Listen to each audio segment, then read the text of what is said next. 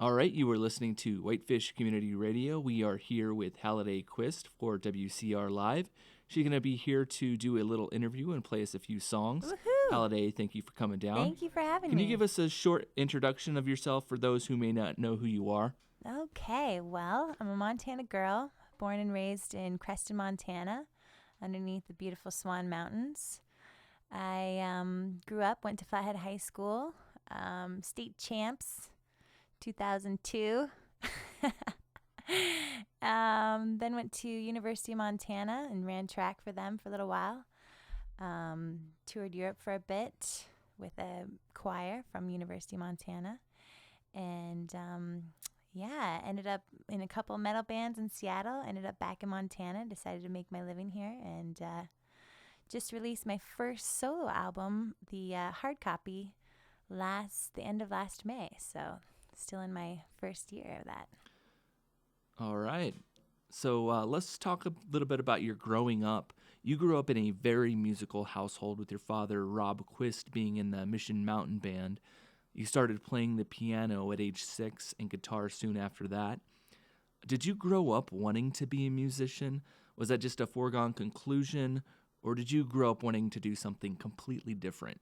Yeah, well, it was actually a Mission Mountain Wood band that he toured with was pretty popular in the 1970s. And so I kind of grew up traveling on a big bus and, feeling what it was like to have that freedom and to, meet fellow musicians and gypsies along the way. And I don't know, it's tough to say.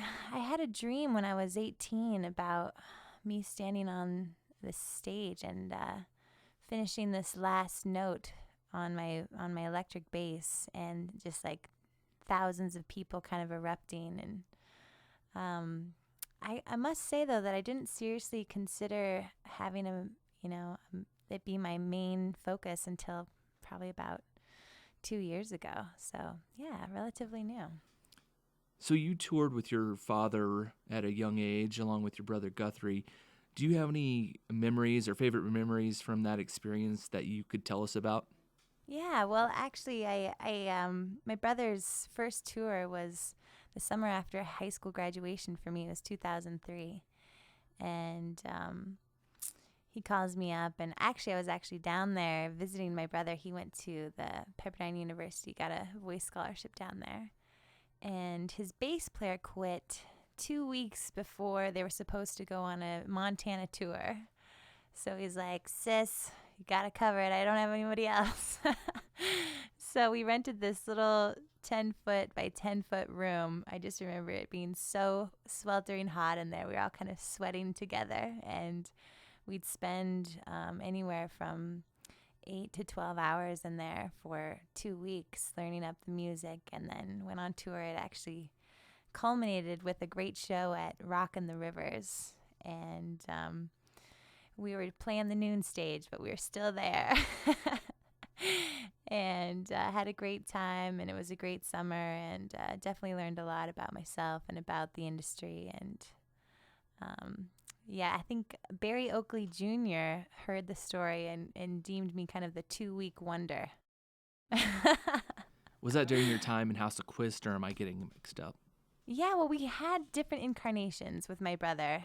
The first one was actually called Wild Stallions, and the second one out of that was called Quist Hammer, where we kind of became more of a metal band. And then it had a short, brief moment as White Hawk, and then we were into the House of Quist because my dad started playing with us a little bit. So those are all awesome names. Thank you. Can you talk about how that journey shaped you musically, going through that metal stuff and all those different incarnations and those different bands? Of course. Well, I got back in 2006 from Europe. I'd been in Europe for almost 5 months, touring and singing Mozart's Requiem. And when I got back, I just felt like I wasn't quite sure what I should do with my life. So I dropped out of college and went to Seattle and slept on my brother's couch for a long time, and just worked in downtown Ballard and rocked out some of the gritty bars in Seattle. And I actually convinced the band at that time, because we were just kind of working the scene, and I wanted the guys, I wanted to graduate. I had 1 year left, so I talked the guys into coming back, and we worked with the University of Montana Entertainment Management Program for a little while in a course that I developed called Artist Development. And that was a really great time for the band. We were just practicing a lot. We all cooped up in a little house, just nothing else to do but practice. And it actually kind of culminated in an album with David DeVore, who's this really great wizard of a guy. He has worked with Fleetwood Mac and REO Speedwagon and just some of the industry greats. And he kind of helped us kind of commercialize our sound a little bit, and taught us a lot about being in the studio. And that was the last album that Halladay Quist did. Can you just talk about your sound real quick? You pull from a lot of different genres, and I guess that's part of that journey where you did experiment with a lot of different sounds, and you did play several different instruments. Can you just talk about how you developed your sound? Yeah, of course. Well, let's see. When I was younger, my older brother definitely had a huge influence on the style of my sound and what kind of music I liked. I think he was kind of, getting me ready for a possible band with him one day. So it kind of started out with the classics, Sam Cooke and Beatles. And I didn't really get into Led Zeppelin until early college, those college years. And from there, we went a little, once you have a taste of Zeppelin, you kind of want to go a little darker. So started getting into some Nirvana and who else? Let's see. Queens of the Stone Age is one of my all-time favorite bands. And then the runoff from that was Them Crooked Vultures, which was the bassist from Led Zeppelin, Josh Homme from Queens of Stone Age, and then Dave Grohl from Nirvana. So it was like an ultimate rock band. So I definitely have like a influence of like progressive rock that I love to, blare and dance around to. So last year you released your first solo project called The Ballad of Pretty Mae, which you recorded with songwriters Tim Ryan and Phil Vassar in Nashville. Can you tell us about that process, the recording process, and how it felt after working with so many different other musicians' projects to finally release your own project? Yeah, it was a really emotional time, Halladay Quist had broken up, and it was kind of all those idealistic dreams that you have when you're younger kind of shattered. And Tim Ryan heard my voice at a ranch in Montana when we were doing a fundraiser for Alpine Theater Project, actually, and decided to kind of work with me a little bit and write some country music and come down to Nashville and kind of meet some incredible people and do some recording down there. And Nashville was an incredible experience. There's just they really have it dialed in to pump out a great album in the lowest amount of time with the lowest amount of money. There's so many artists down there. And I was working with two guys from Montana. Tim Ryan was from St. Ignatius originally, but he has been down there for like 25 years. And then Mike Uvula, who also went to high school at the Flathead and has his own recording studio down there. And it was just such a beautiful time because they kind of gently kind of introduced me to a time where I could find my own voice. And they were both, rooting for me and stuff. So it was a really sweet kind of gentle way to kind of bring me into the idea of having a solo career. So, yeah. Couple more questions before we play a song. In your interview with The Beacon last year, you talked about realizing making it big, quote unquote, wasn't exactly what you wanted or needed. Can you talk about that journey and getting that place as a person? Yeah, of course. Thank you for bringing that up. Yeah, well, what I realized with Halladay Quist, a lot of maybe some of the things that we kind of struggled with was that our ultimate goal was to make it huge and fame and fortune and all those incredible things that can happen, with musicians. And what I realized later was it was kind of stressing me out. And it was just putting a really weird strain on my songwriting and how it should be commercial for a certain market. And I played so many shows last year, and I realized that every time I came out and I brought my instruments out, I just got more happy. I was just like playing my music and sharing it with people, and ultimately that was the reason that I was doing it. It had nothing to do with kind of blowing it up or having people recognize me on the street or anything more. It was just me getting to share the things that I dream about and think about, and hopefully influence others to a good place. Or not have to fit your music into some box or some package.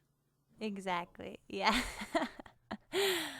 Just real quickly, the banjo, that's a real personal instrument, and everyone seems to have a story behind theirs. And that it looks like it's got some history. Tell us a little bit about it. Yes, well, this is a beautiful instrument. It's a 1928 silver bell B&D banjo. And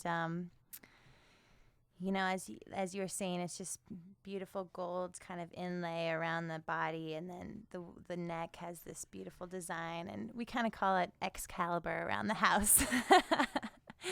It's been my dad's banjo since he was my age, and he picked it up, I can't remember where, somewhere on tour with Mission Mountain Wood Band, and got it for just a screaming deal. And but as he's gotten older, he's gotten into another banjo. I think it's a Gibson that tunes a little better and just holds the sound, and he's got more of a wooden body now, so it's kind of fuller and rounder. And so this was just sitting in the closet, and so Excalibur can't sit in there, I know. And so I commissioned him last summer to I guess it would be the summer before, to take some banjo lessons, and he's like, well, I'm not using it, so you might as well get some playing time out of it. Yeah. Awesome. Well, you want to play us a song? Sure. This song is called In the Sun. I wrote it about kind of playing and frolicking on Flathead Lake, and great tune. It just debuted at the Montana Big Sky Film Festival, featuring Montana musicians in beautiful places, and we got to film it on Flathead Lake, so it was a beautiful time.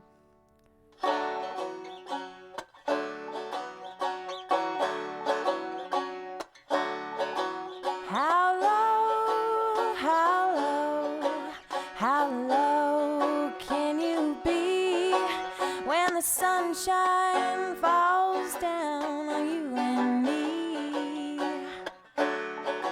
How strong, how strong, how strong does your heart beat if you don't dance with the wind once in a while? I want to play with you all day. Oh, it's a fine time wasting away in the sun, yeah, in the sun. So long to that girl I used to be. If the wind blows my way, I'm setting sail. How wrong, how wrong, how wrong could it be to live the good life by the sea? Hey, yeah, I want to play with you all day. Oh, it's a fine time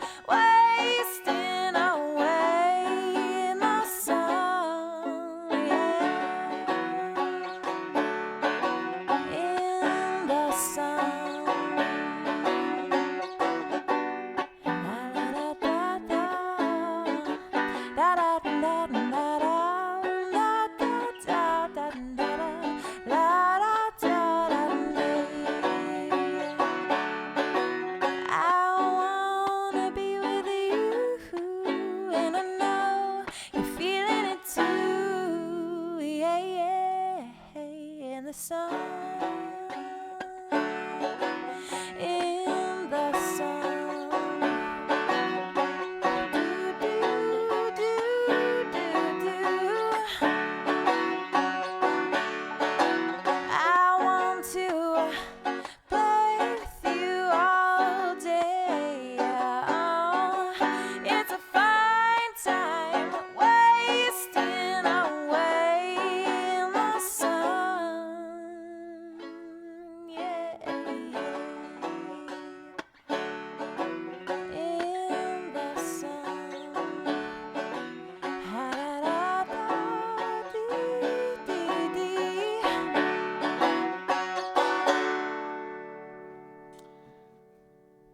All right, you're listening to Whitefish Community Radio. That was Halladay Quist.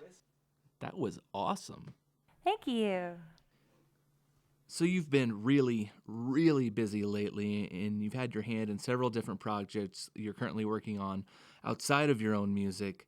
One of those is working with members of the Confederated Salish and Kootenai tribes to record stories passed down by tribal leaders to preserve them as songs. Can you talk about that project? Yes. This is a very, very sacred project, very close to my heart. And we have been working with with schools with Montana, and happened to do a songwriting course with the Cayuse Prairie School. And a woman that works there, Kathy Manley Coburn, her husband had a huge part in kind of getting some of the stories from the Salish Kootenai tribe and the Blackfeet tribe and getting them into print with some beautiful illustrations. And so she kind of thought it would be a great idea to take some of these stories and turn them into song for children to learn. And so she got a grant from the Indian Education for All board, and from there we just started taking some stories and working them into song. And we did a week-long course with the children at the school and got to teach them all the songs and teach them Mariah Gladstone, who's also involved, taught them, Plains Indian Sign Language. So the children got to learn so much about their local, the local culture that we have here, and it turned into a beautiful project, and we've been doing it in schools all over Montana since then. So, yeah, it's been incredible. And how did you get involved with that project? Well, like I said, Kathy thought it would be a great idea to take these stories and turn them into songs so that children could learn them easier and kind of, take some time to learn about the Indian American cultures that we have just right next door, and start getting that into their minds and that sort of thing. So, yeah. You're also a board member with an organization called the Share Your Voice Foundation. Can you tell us about how you became involved with this organization and about what they do? Yes. Okay. So Share Your Voice is a foundation that works with kids in artistic ways through theater, through music, through video, multifaceted ways of art to help them find and share their voice. So what we do is just kind of give children a chance to express themselves through the arts. And our main focus is a camp that we do during the summer, where teenagers come out and we work with them all week and then put on a show at the end of the week. So it's really incredible to see how these kids blossom over just being able to share their, inner thoughts and dreams in artistic ways. And I got involved, last year I was the guest educator. So I did a songwriting course with the kids and just really fell in love with the organization, and the people involved just have really incredible energy and I was kind of curious to see how it is that a board runs. So I thought these would be some great folks to jump in the boat with, and so here we are. And that organization is having their first fundraiser. It's also a scavenger hunt this Sunday from 2 to 6 p.m., which will be raising funds for programs scholarships to benefit Flathead Valley Youth in Need. Tickets are $50 for a single person, $100 for a couple, and $250 for a team of 5. Yes, it's going to be a great event. It's a kind of a scavenger hunt of art. So we have like 10 to 8 different stations of, painting, drawing, theater. I'm going to do a songwriting course. We're going to write a story song and see how it comes out. Everyone's going to write a different part of the song, and then we're all going to goof off and play it at the end. And I think it's just going to be a really fun way to not only learn different artistic things, but just celebrate the arts that we have here in the Valley. So Awesome. I understand you were also recently in Southern California to record a rock and roll spoken word album with some pretty big names in the industry. Can you talk about that project and how you got involved? sure, let me just make sure that everyone knows on the part of the whole scavenger hunt for the Share Your Voice, you can get tickets at shareyourvoice.org. So if you want to get involved, it's going to be a lot of fun. But anyways, so the spoken word album, very interesting project. Michael Stone walked into Crush, I would want to say about a year ago, and heard me singing and dropped his card into my tip bucket and said, hey, I'd love to work with you. And we actually produced a show with Charlie Hoonan of Foghat, which was at the Spinnaker in Lakeside, which ended up being a pretty big hootenanny. And from there, we just started playing more. I invited him to my CD release, and he's just a really incredible man. He's been through a lot, and he's got this kind of deep, kind of resonant, kind of outlaw voice. And so we started kind of messing around with the idea of kind of rumbling, kind of blues rock with him just speaking over it, some poetry that he writes. And it really turned out powerful. You know, it was kind of a question mark of a project when we first came into the studio, and how's this going to turn out? You know, what's a spoken word album supposed to sound like?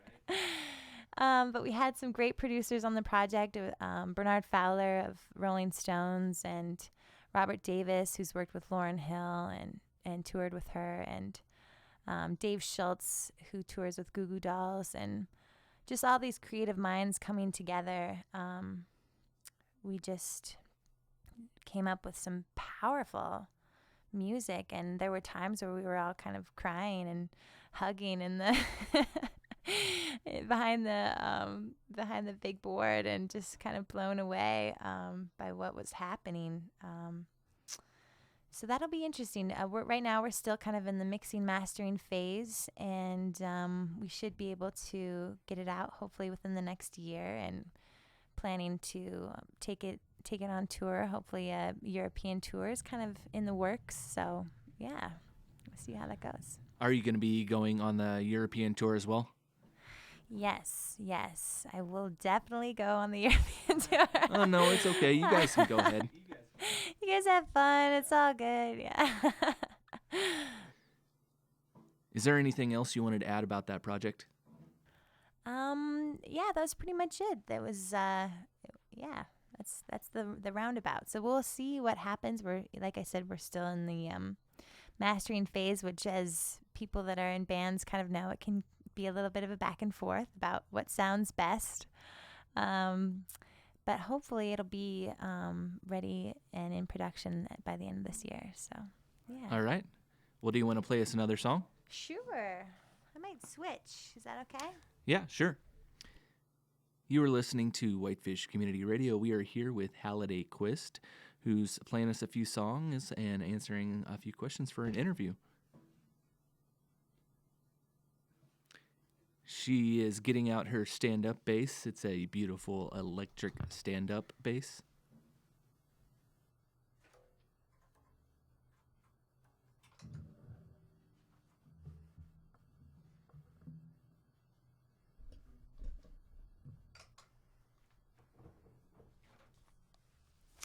So this song, I worked with the Alpine Theater Project last year. And they gave me the role of a sexy jailbird that kind of kills her lover. And so I decided to kind of write a song from the perspective of that character called I'm No Good For You.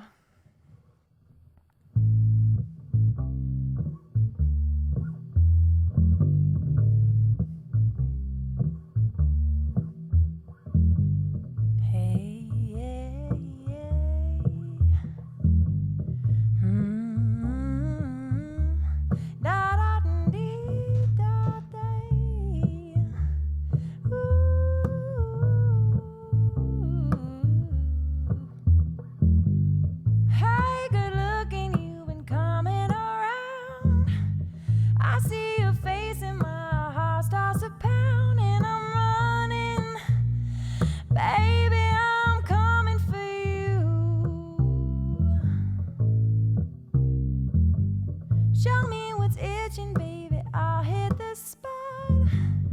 I'm into you. I don't care if you're not. And I'm giving my warning to you. I'm no good for you.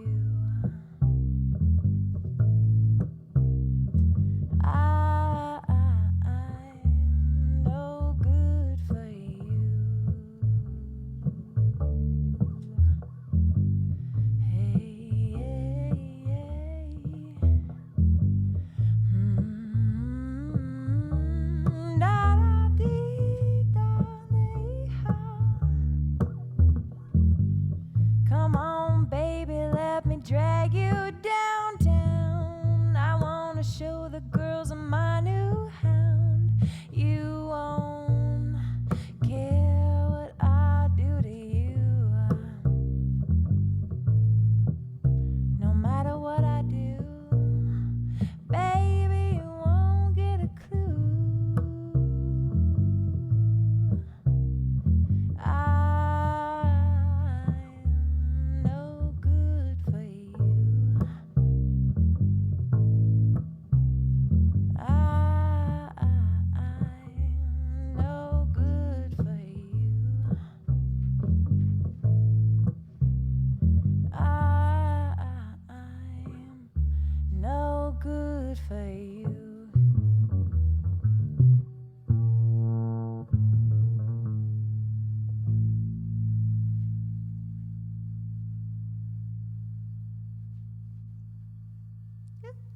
All right, you're listening to Whitefish Community Radio. We are here with Halladay Quist, and we didn't talk about that, but that was your first acting experience. You just want to tell us a little bit about that, what that process was like? Yeah. Well, if you don't know if you're gonna be a good actress or not, might as well just put yourself in a leotard and throw yourself up on stage and see what happens. Do you have a future in acting? Do you think you're going to do it again? I don't know. We'll see. I definitely enjoyed the experience and the characters that I met in the crew, and I love to dance, so it was kind of a fun, learning experience for dancing and all that good things. But I don't know. We'll see. We'll just see how it turns out. I'd love to be a part of the theater again. We have an incredible theater program here in this area, and yeah, I'm open to it. You can put that down if you want. Okay.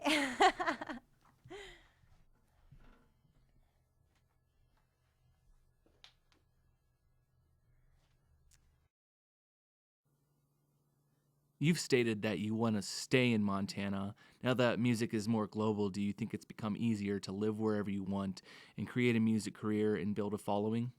Yes. Oh, yes, definitely. I think that the World Wide Web and,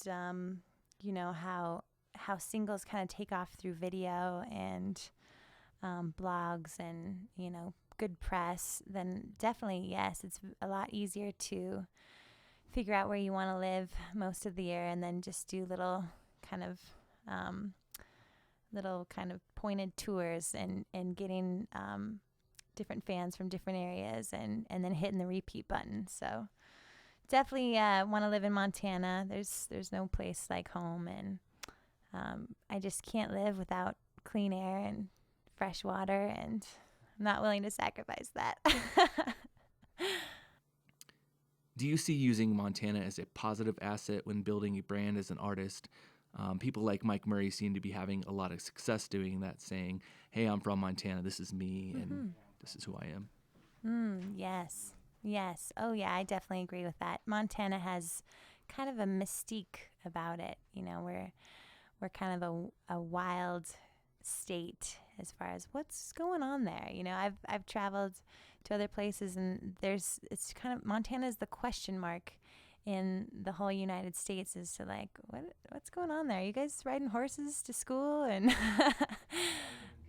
yeah, living in cabins with no electricity and up in the mountains and stuff. And yeah, I think that the more that we can preserve of that kind of nature in Montana, the better off we'll be. In the article for the Flathead Beacon last year, you also talked about wanting to record 4 albums in 4 years. Is that still a goal of yours? Yes, it is. And actually, because I did 2 albums in the last 4 months, I am well on my way. So I pretty much have 2.5 years to record 1 more album. And I will have accomplished 4 albums in 4 years, which is crazy to even think about. It kind of stresses me out a little. I ask this to all the musicians that come in here, but who is your favorite local musician or band? Oh, great question. Well, I'm going to have to go with the all-time fave, John Dunnigan, just because his personality just comes through with every song, and you just want to just look at him. His face is so cute, and he's all excited, and he's just one of my favorite characters of all time. So definitely John's on the top there. I wish he was here when you called him cute, because I'm sure he'd have a good comeback for that. I bet he would. It's on you, John. Do you have any upcoming shows? I do. Okay, let's see. The next biggest one in the Valley is they're doing kind of a grand opening. They switched owners for the docks in Lakeside. So April 29th, we're going to have a big party, big show there. I'm going to be playing as a solo, so it'll be, cocktails on the water. And yeah, so definitely stay in tune for that. And another big one for the summer for me is I will be at the Marina K Lounge every Friday night for the whole summer. So, yes. Haven't made it down to that Marina K Lounge. Have you played there before? Yeah. Oh, yeah. It's a beautiful environment, great food. It's just fun to be on the lake, and my dad's going to have the boat down there this summer, so I'll be spending a lot of time on the water. Oh, that sounds terrible. Yeah, the worst. So I'm out of questions. Is there anything else that you want to talk about or add or let people know? Oh, yeah. If you have any questions about where I'm playing next or how to get a hold of me, you can just visit halladayquist.com, and I'll try to get back to you within 2 business days. And yeah, most of all, I just like to thank this area and the Flathead Valley for giving me this opportunity to make my living off of music, and for the support that I've gotten here. It's been amazing. Yeah. All right. Do you want to play one last song, and then we'll wrap it up? Sure. Let me grab my banjo.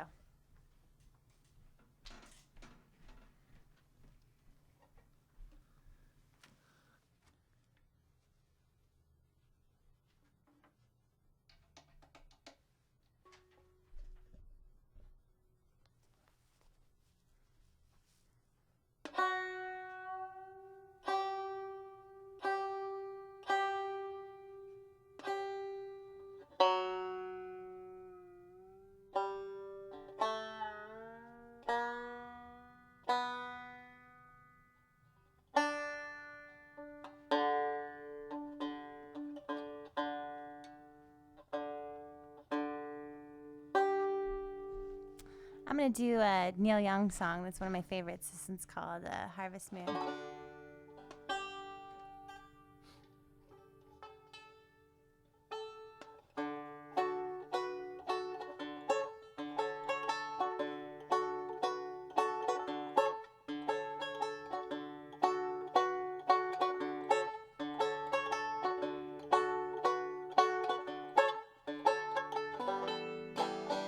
Come a little bit closer, hear what I have to say.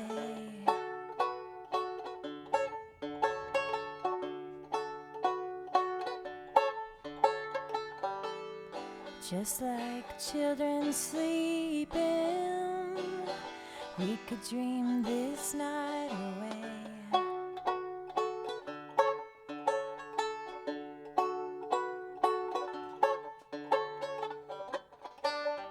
There's a full moon rising. Let's go out and feel the light.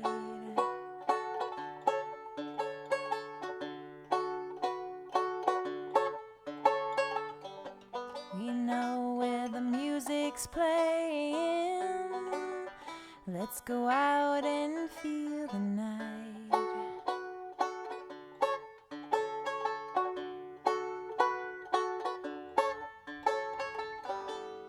'Cause I'm still in love with you. I wanna see you dance again.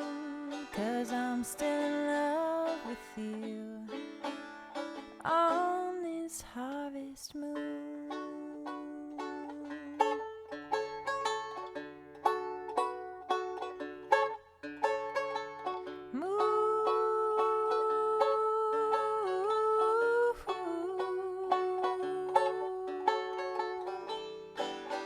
When we were strangers,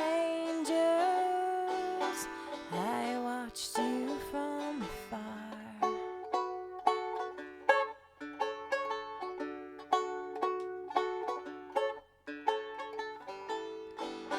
When we were lovers, I loved you with all my heart.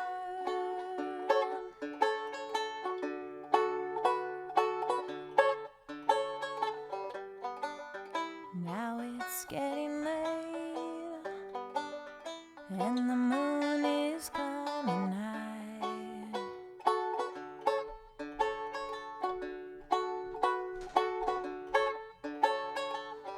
I want to celebrate, see it shining in your eyes.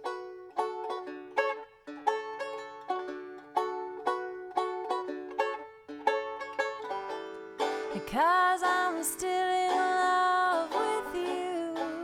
I wanna see you dance again. 'Cause I'm still in love with you on this harvest moon, harvest moon. Hey, hey, hey, hey. Harvest moon.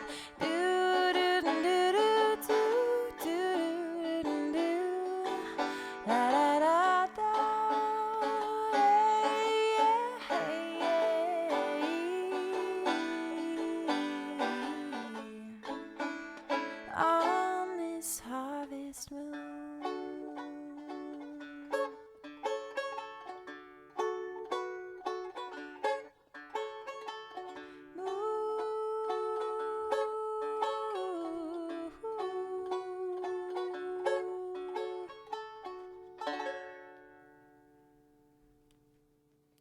All right, you're listening to Whitefish Community Radio. That was Halladay Quist again. Halladay, do you want to tell us real quick about your events coming up again? Yes, okay. Part of the Whole, which is the Share Your Voice Foundation fundraiser, community fundraiser, which is coming up this Sunday. And then the next show is the Friday after that, April 29th at Docks in Lakeside. All right, thanks again, Halladay. Thank you so much for having me.